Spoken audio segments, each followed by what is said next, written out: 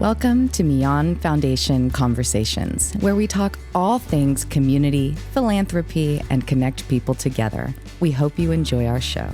Well, welcome to Millan Conversations. I'm Rylan Kean, Vice President of Real Estate for Millan Enterprises. I'll be your host today, and I have Mr. Steve Moore with us, who is the founder of the Millan Foundation and the Moore Center.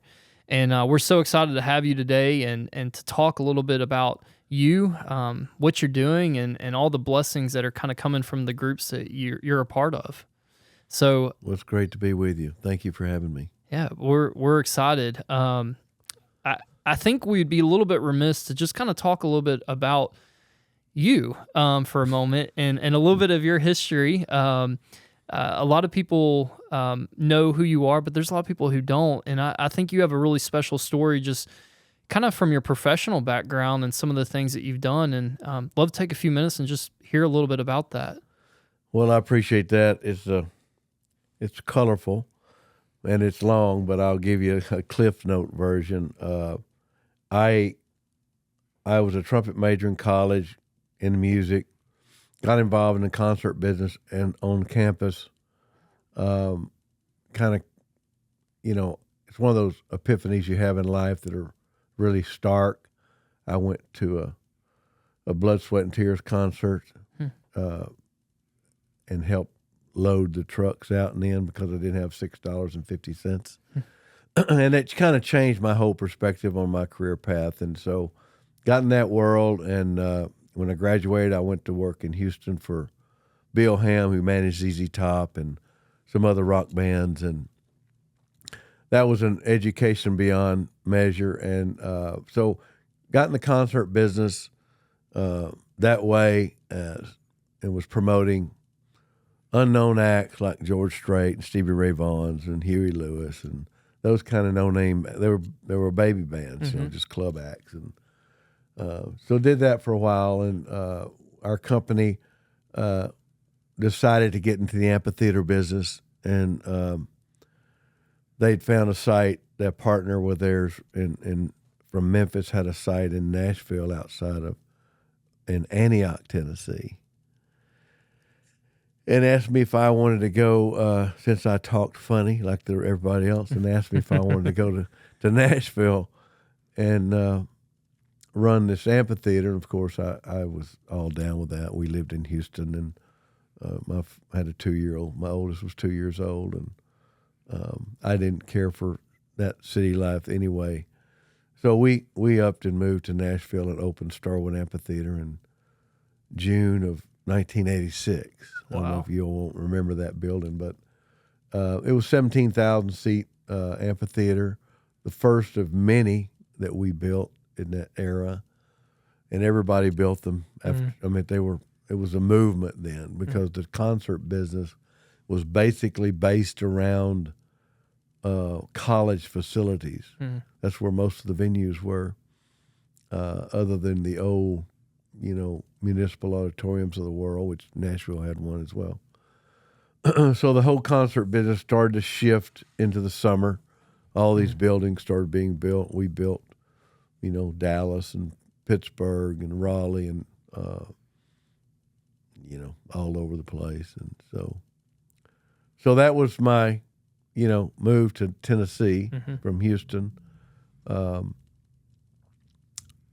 It was a good run. It was a good time. It seemed like, lifetimes ago now, but it was a good time. Had a good fun there. We booked a lot of acts, and, people love that building, and I do too. I missed it, but I stayed there about 7 or 8 years and then wanted to do my own thing. So I left there and started More Entertainment and just was doing the concert world for country acts were just kind of starting. All the acts that are kind of legacy acts now were just starting. The Garth Brooks and Dunn, Tim McGraw, all these acts were baby acts, and they were just, so I kind of started and I rode the wave with that whole wave for a long time. And it was it was a good time too. I did tours and shows all over the U.S. I didn't have any territory, so I did from Tennessee to Washington State to Seattle, Portland, Yeah. New York City. So it was a good time. It was a good run, and the business changed so dramatically in a short time. Seemed like the money just got crazy, and it's still crazy. Yeah. Good for the artist, but it was getting harder to make any money. Yeah. And so I was a little bit disillusioned with it there at the end, but we also did non-risk things. Concert business is very risky, but we also did non-risky things too, and for clients, for experiential marketing and stuff like that, and that was good. Then I've been on the board of CMA for many years, and there was a transition of CEO, and I was approached about considering the CEO job there, and it was time for me. It was a good time, so I closed More Entertainment, kind of set up another company with the employees I had that did all the fee-based stuff, and which is still going great today, and so I transitioned to the CEO of the CMA,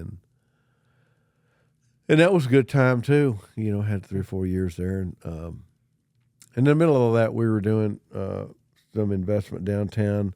We were the first ones to build a multi-level rooftop venue down on Broadway with Acme. Yeah. And so that was a good thing. And downtown was just starting to go crazy. We were on the front end of that with the Southern and restaurant and Woolworth building and Acme. So we had my hands in different things, which was fun. So Yeah.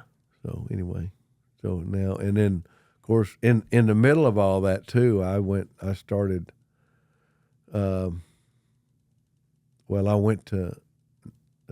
Guatemala in Memorial Day weekend of 1998, and so that was kind of, I started that. So on that mission. What was that trip? Tell me just a little bit about what got you there. Well, there's an interesting story around that a little bit because I always like to sit behind the console no matter if I'm at a show or a church. That's where I like to sit because I like to hear things that way. And so I was sitting in the back, and this was Mission Day. And they were bringing up families and, missionaries and talking about their efforts wherever they were. And I was thinking to myself, why would you take your family all these crazy places? And then a true story. And the guy was up there talking about their efforts with the Shalom Baptist Church in Guatemala City, and how these kids in the slums and at the outskirts of Guatemala needed a school, and they were going to go build a school. And the next thing I know, after church, I was down there signing up. So I don't know. I still can't explain it. I can explain it, but I had no desire to go there. I hadn't planned to go anywhere. And so I ended up signing up to go on that mission trip and to help these guys. I didn't really know anybody, really. I just signed up to go, and that was through our church back then in Franklin. And so I went. Yeah. And it just it just, I just can't explain it really in words. It's just one of those things where you experience things you've never felt before in your life. It changes you. It does. And God broke my heart for those kids, and that hasn't changed. And I always call it the best kept secret in churches and in life, because most people have no idea. They have no idea. For me, you experience the presence of God in those places like you never have before anywhere. Not in church, not in Bible study, not driving down a dirt road. You just don't experience it like you do there. It's dominant, it's heavy, and emotional. So that was my experience in 1998, and so 26 years later, what I didn't know was what God knew was He was planning all this back then for this day here, where we'd celebrate 10,000 surgeries. Yeah. 20-something years later. Yeah. So it's, that's, the best kept secret for me was that experience and that journey. And I try to share that with people. I say, you just have to go and experience it. I can't explain it to you. Yep. Because you believe what I say when you believe about these kids, and you believe what we're doing. You believe everything I'm saying, but you don't feel what I'm saying, right? Mm-hmm. Then there's a difference. There's so much to unpack there, and I got the benefit of going recently too, and I know we met you down there, and I will say for me personally, I haven't been on a trip in I think about 10 years, and I made every excuse possible to not go, and up to the week before we had some major changes on some of the teams that I oversee that really could have easily given me the out, and it nothing short of a God moment to put you there, right? And that realization when you get there to know you come back different, and the Spirit is alive and well there in ways that you can't explain. Right, it's unreal. And the beautiful thing I kind of knew this from a previous trip, but we have this idea that we're going to go in and we're going to bring God to these people. And God's going, no, I'm bringing you. Right, 100%. So, 100%. But they do. We talked a little bit before, and I want to touch on it a little bit. This idea of hope and what hope means. And you said some powerful things before we kind of got started, but our lives are changed. I think forever. We can never forget those experiences. But I want to talk a little bit about what hope means to those communities. Yeah. Yeah, well, when you walk those streets, they're not really streets, they're like dirt paths, and you've seen it now, and you know what it's like. And then, what happened to me was how I got totally immersed into that was we finished the school, and then we started buying clothes for the kids and books to come to school.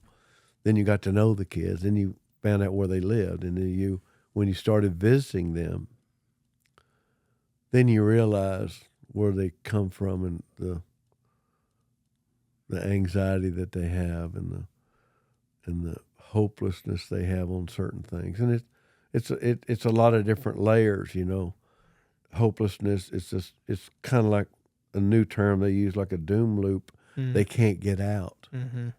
It's a depravity loop, and it's just there's no hope to get out. Mm-hmm. And so there's that. There's the economic, depravity of how am I going to live, or how am I going to pay and support myself, and what do I do, and education, and then there's the mothers who have babies who have maladies or illnesses, or that they can't fix, and no one can fix them. And they have 2 national hospitals, and there's just lists of people waiting and waiting and waiting. And I found out after my research was the only 2 options they have is to live with it or die with it. Mm-hmm. Those are the 2. It's like a lottery. If you maybe get help, you may. Yeah. And when you concentrate on that a bit and think about it, it's very dark not to have hope. And some of them, and a lot of them are believers, and they want to have hope, and they pray for hope, and but they also pray for help, and so that's where our faith comes in. Well, we show what God's love looks like. Yes. Well, we can come in here and mitigate some of these things that provide you a spark of hope that there are people out there care about you. That's right. And so, that's a powerful thing to be able to do. Yeah. And I think about these 10,000 kids that we have touched. And it's been thousands of thousands, really, literally, doctors, nurses, techs, people, volunteers, shed tears. Yeah. That's made that happen. And, it's like the old adage of throwing a rock in the pond. That child, and then the mother and the father and the grandfather and the it keeps going. Yes. And it's a powerful thing, and it's humbling for me to think about it. So, the hope it's healing and hope, because that's kind of what we focus on, is to provide those things. But of course, we can't fix everything. Mm-hmm. We just try to do that, and that's what God's led me to do, and so that's what we're doing.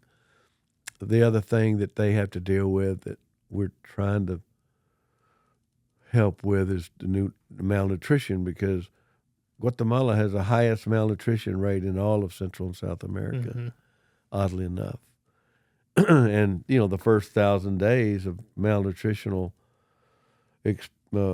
condition is they're stunted for their whole life, both mentally and physically. So that weighs on our efforts, but we've been working on that problem for years and trying to figure out how to do that. But that's another story for another time.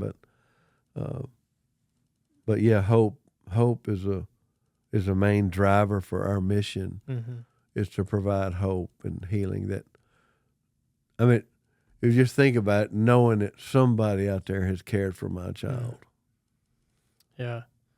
We got to spend some time in a rural area of Guatemala, and we kind of had like a little pop-up clinic. We had a doctor with us, and we were seeing some children, some families there.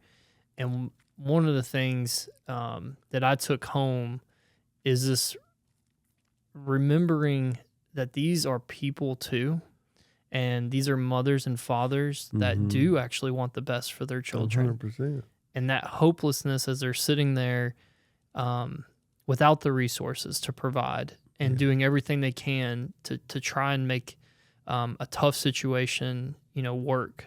And that sticks with you in ways that you can't describe. But what y'all are doing is just unbelievably profound, and I don't want to leave it as a footnote. 10,000 surgeries since 2011, is that correct? That is just absolutely remarkable, and I want to thank you for just actually taking up that call. I appreciate you saying that.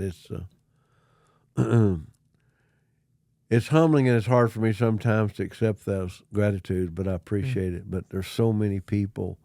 Of course, God is directing all of it, for sure.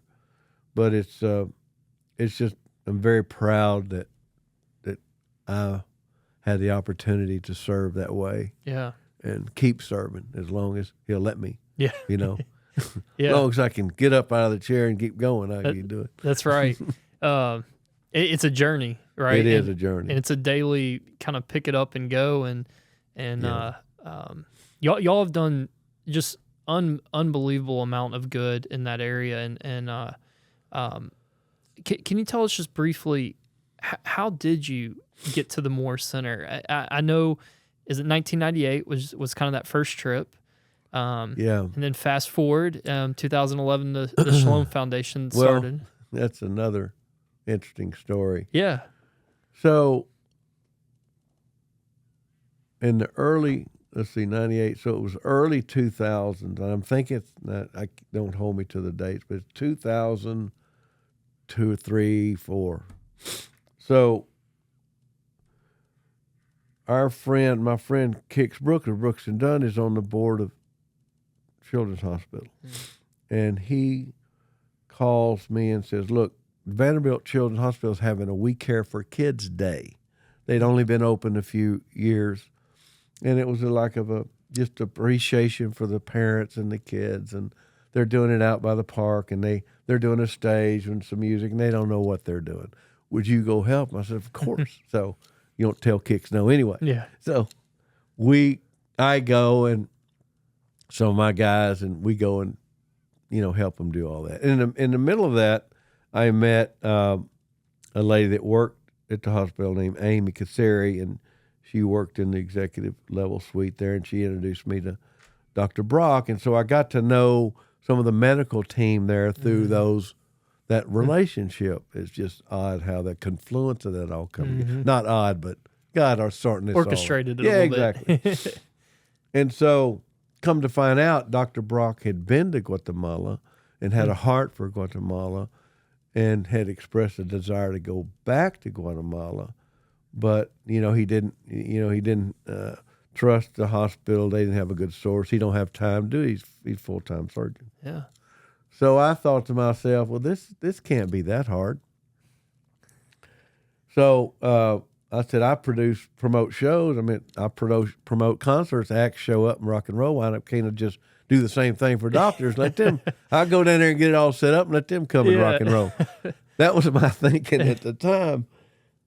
As naive as it was, but it, kind of worked. So I'm in Guatemala a lot. So I find the Guatemalan Pediatric Association group, and, fast forward, they got this makeshift building, and they do medical treatment hospital in there, and blah, blah, blah.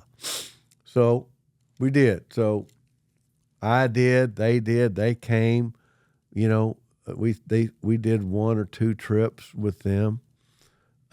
They'd provide the patients. I brought the teams, and the teams came, and we did that for about 2 years, maybe, and it was okay. It just wasn't ideal. I remember we needed a heart monitor for a surgeon that week, and so I go to Rotary. Just happened to meet this other gentleman and become a really dear friend of mine. And he arranges to loan me, and I don't know where he got it, but he loans me a brand new heart monitor, $10,000 heart monitor. Okay, good. So take it down there, and they use it 2 days. The next day they go to get it, and it was stolen. Oh. So who would steal a heart monitor out of a hospital? But anyway, so that was my cue. We need our own hospital so I can protect our equipment and our patients and our teams and all that. So that was the journey. And Dr. Brock gave me encouragement and to do that. Of course, he admitted last night, he said, I don't know how you figured it out, but you did. And I said, I don't want to take you about that either. I don't know how I figured it out, but God figured it out for me. But anyway, so that went sent on a journey to look for a space. And so literally I went to Guatemala, and I remember it vividly. The pastor of Shalom Church, he took me. We looked at 3 or 4 different buildings, and it's expensive in Guatemala, in the city. Yeah. And none of them felt right. And we did that for 2 or 3 days. And I was on the way back, and I remember very vividly being in the airport, and I said, well, I'll just look online. That's what people do. So I looked Guatemalan probably online. And it's a true story. There's this old maternity ward hospital for sale. I mean, seriously? So it just seemed too, that. So, but anyway, sure enough, ran it down. The mother who was a obstetrician, founded the hospital, opened it in 1954, the year I was born, as a maternity ward, and it ran for years and years and years, and it closed, and it had been down for 4 or 5 years. So I rushed back to Guatemala, go see the place. Her daughter lives in Antigua. She was thrilled at, A, to sell it, and B, that it would be a children's hospital. Yeah. And so we made a deal very quickly to buy it, did some fundraising, raised the money to get it. But I couldn't own it because her brother had deceased, and the laws in Guatemala are archaic and bureaucratic. But it took me almost 2 years to take possession of the hospital. Wow. Brutal. Yeah. Brutal. And then the chapter after that was that it took another, what I thought was I'm just going to clean this place up, paint a little here, paint a little there, put some chairs in here, open up for business. Yeah. The Vanderbilt team came down there and said, "Oh no, that's not going to work." They brought engineers and doctors in there and said, "We got to do this. We'll move the floor up here, put the ORs in here, put the elevator over here." And I said, wait. And so, but 6.5 years later, we opened. That's incredible. That was the thing. So, after all that, 7 years of, buying it, we finally opened in March of 2011. But that was the journey to get the hospital and, So I'm open. Take a little bit of a stab here. I'm assuming you are persistent, and no for an answer is not in your vocabulary. My wife has a different title for that. Yes. Yeah. Well, I think there's story after story, not to sprinkle some religion into here, but of where God calls people that are a little stubborn to do some big things. And without that, he was preparing you your entire life for this. Well, that's an excellent comment and point. I tell you what, I did kind of, I wouldn't say struggle with it, but I always was challenged trying to figure it out. Even through the journey, I was trying to figure it out. Why me? I mean, I'm nobody to do this. I'm not qualified to do this. And it wasn't until recently that I heard a pastor, Dr. 𝗍𝗶𝗶𝗶, preach one time about being called, and I don't know if it's original, but he said that God he doesn't call the qualified. He qualifies the called, which put that in a complete perspective for me, because certainly I wasn't qualified. That's right. Yeah. But once I got into that experience there, and it wasn't like I, woke up with the God voice in the middle of the night. It wasn't that. I'm not saying that. It was just like you were compelled to follow this journey. And the more you got into it, the more you were compelled, and vice versa. You couldn't stop. Yeah. I couldn't stop. Yeah. Haven't stopped. Yeah. And I remember back in the days when we bought the property and we're trying to it was 7 years. I quit 100 times, 10 times. Don't tell how many times I quit. Yeah. Many times I quit. Yeah. Then the next day or two, you get back in the horse. It throws you every other day. Yeah. I mean, I'm not saying it was easy for me, and it was just like a piece of cake, because I moaned and complained, and that's right, a lot. Yeah. And probably still do more than I should, but yeah, God really don't care. It's just, to him, it's fodder. You just keep going and get back on your horse and keep going. Yeah, that's a little bit like Moses there. So I wouldn't be so bold to say I was like that, but there was just something about it. I think I remember on one of the trips before we had the hospital, before I was on that journey at this Nazareth Lodge. We stayed there. Our mission team stayed there. It was $8 a day. It was great. It was like a compound. And I was out on the park, and I was thinking about you can't get these kids out of your mind and their families, and I just remember thinking about them and the kids and my kids and why them. That's real. How'd that happen?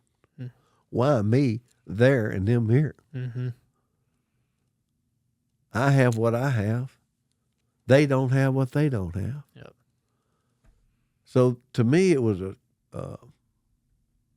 that stuff never goes away in my mind. It just never went away. Yeah. The heaviness of that reality, and so I guess you get in that and you get driven by a lot of different emotions. Not all of it bad. You know, the joy of the result is a great emotion too, and a driver. Yeah. It's not all, down in depression, because there's a lot of joy as a result of the work that a lot of people have done and are still doing. Yep. And and it's joyful to think about those 10,000 families and the good that God that gets the glory for it, hopefully, and we'll keep going. We keep going. Yeah. Well, I think you could probably tell us a lifetime of stories and things you've experienced, but one of the things is, as we kind of wrap up towards the end, I want to ask you two questions, but I want to start with the first one. For those that haven't been involved yet, what are those things that, as a small business owner, a family person, normal average person's walking down the street, I think for me, it's not telling them to go be a missionary, but what would you say to those people, in regards to what you've seen through your life, your time in Guatemala? What can they do? Or what should they do? Well, first of all, everybody can do something. Everybody can do something. Everyone can't do everything. Reminds me of a story. We had a team there, and there was this nurse, and she was falling apart emotionally, crying incessantly, just a wreck. And it was a very emotional time, and tried to figure out, well, what has happened to you? She said, these kids, all of these kids, so many, we can't help them. I said, no, you can't. God didn't send you down here to help all these kids. You help one at a time. That's it. That's all you can do. And that is enough. But you got to help one. One could lead to two, and so on and so forth. And I think that if you're involved in a church, there are always opportunities to help. Some people can't go, so they send their money, and that is enough. Because without a margin, you have no mission. Yeah, that's a great point. No mission whatsoever. It's driven by resources, economic and physical. If you're a young parent, family, get your kids there as soon as you can.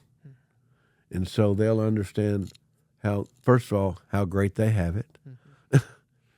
And understand that everyone doesn't live like they do. That's right. And then they can grow up helping a little bit. Yeah. And I would encourage everyone to discover the best kept secret in their life. is that? And it may not be Guatemala. It may be Honduras, El Salvador, or it may be on the back of the tracks or down on Main Street. I don't know where it is. Yeah. But if you look around, you will find it. Yeah. And it's not pretty. Yeah. Our legacies are not riches. It's what we do with our time here. It's serving people.